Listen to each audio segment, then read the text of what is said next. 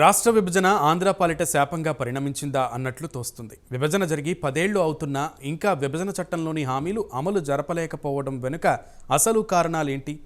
AP ఎంపీల చాతగానితనమా? హామీలలో ప్రధానమైంది railway zone. ప్రకటించి 5 ఏళ్లు అయినా ఎందుకు ప్రారంభం కాలేదు? ఎవరు అడ్డుపడుతున్నది?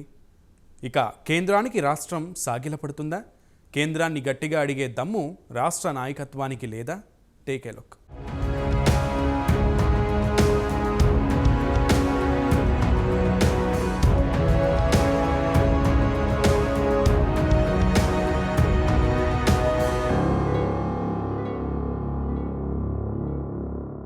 విభజన హామీలో భాగంగా విశాఖ కేంద్రంగా దక్షిణ కోస్తా రైల్వే జోన్ ప్రకటించి 5 ఏళ్లవుతోంది. కానీ ఇప్పటికీ ఏర్పాటు కాలేదు. ఈ విషయంలో కేంద్ర రాష్ట్ర ప్రభుత్వాల డొల్లతనం కనబడుతోంది. 2 ప్రభుత్వాలకు చిత్తశుద్ధి లోపించింది. జోన్ ప్రకటించిన వెంటనే పనులు ప్రారంభించాలనే ధ్యాస లక్ష్యంగానీ లేకుండా పోయింది.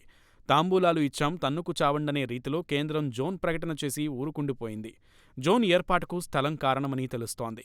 తాజాగా లోక్సభలో 2024-25 మధ్యంతర బడ్జెట్ సందర్భంగా రైల్వే శాఖ మంత్రి వైష్ణవ్ మాట్లాడుతూ దక్షిణ కోస్తా రైల్వే జోన్కు రాష్ట్ర ప్రభుత్వమే స్థలం చూపకుండా మోకాళ్లడ్డుతోందని చావు కబురు నెమ్మదిగా చెప్పారు. వివాదం లేని భూమి ఇస్తే జోన్ పనులు ప్రారంభిస్తామని కేంద్ర మంత్రి అన్నారు.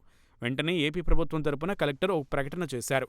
స్థలం రెడీగా ఉందని, ఇస్తామన్నా రైల్వే అధికారులు రావడం లేదని చెప్పారు. దీంతో గందరగోళం ఏర్పడింది. ఈ విధంగా బాధ్యతను ఒకరిపై ఒకరు నెట్టేస్తున్నారు. దీంతో ఎంతో కాలంగా ఎదురుచూస్తున్న ఉత్తరాంధ్ర ప్రజల స్వప్నాన్ని సాకారం చేయడం లేదన్న ప్రశ్న తలెత్తుతోంది.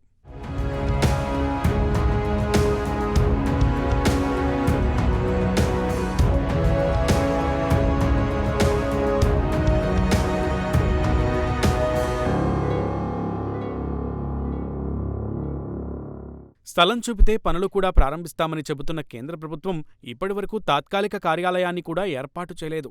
నామమాత్రపు సిబ్బందిని కేటాయించలేదు. సాధారణంగా ఏ కార్యాలయాన్ని ఏర్పాటు చేయాలన్నా తాత్కాలిక ప్రాతిపదికన కొన్ని ఏర్పాట్లు, కొంత పనులు చేసుకుంటారు. ఈ దిశలో ఒక్క అడుగు కూడా వేయని కేంద్ర ప్రభుత్వం రాష్ట్రం స్థలం ఇవ్వలేదన్న కారణం మాత్రం పదే పదే చెబుతోంది.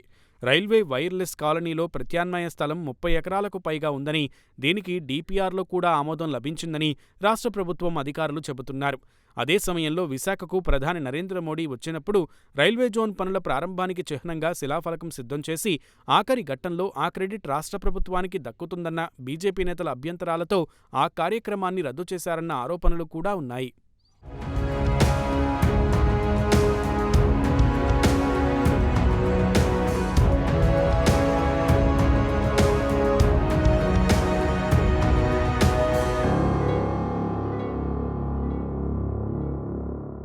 అసలు స్థల వివాదం ఎందుకు వచ్చిందని పరిశీలిస్తే విశాఖలో బీఆర్టీఎస్ కోసం రైల్వే నుంచి గతంలో 26 ఎకరాలను గ్రేటర్ విశాఖ కార్పొరేషన్ తీసుకుంది.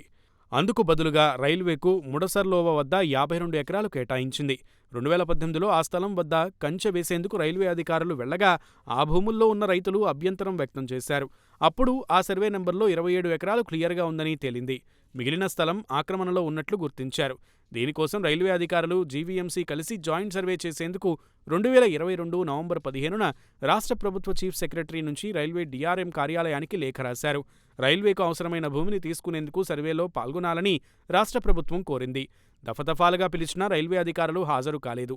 మరలా జీవీఎంసీ కమిషనర్ నుంచి 2023 డిసెంబర్ 23న కూడా రిమైండర్ పంపారు.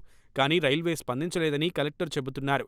నిజానికి వైర్లెస్ కాలనీలో 5 ఎకరాల్లో జోన్ కార్యాలయ భవనాల నిర్మాణానికి సరిపోతుందని ప్రభుత్వ అధికారులు చెబుతున్నారు.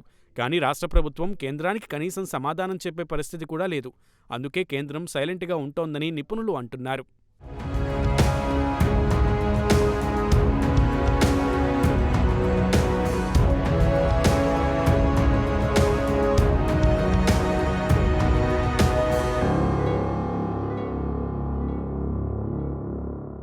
విశాఖలో ప్రభుత్వ భూమికి కొదవలేదు. కేంద్ర సంస్థలైన రైల్వే, రక్షణ, నేవీ లాంటి శాఖలకు ఎంతో భూమి ఉంది.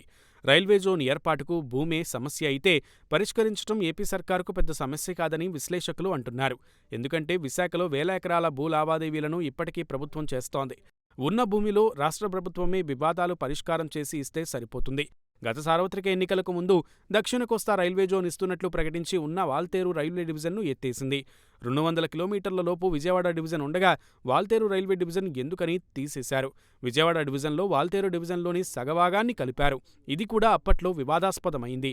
మొత్తంగా రైల్వే జోన్ ఏర్పాటు చేయాలన్న చిత్తశుద్ధి కేంద్రానికి, చేసిన ప్రకటన ప్రకారం ఏర్పాటు చేయించుకోవాలన్న పట్టుదల రాష్ట్రానికి లేకపోవడంతో ఉత్తరాంధ్ర నష్టపోతోంది. యువత ఉద్యోగ అవకాశాలను కోల్పోతున్నారన్న ఆరోపణలు వస్తున్నాయి. రాబోయే కొత్త ప్రభుత్వం అన్నా దీనికి పూనుకుంటుందో లేదో వేచి చూడాలి.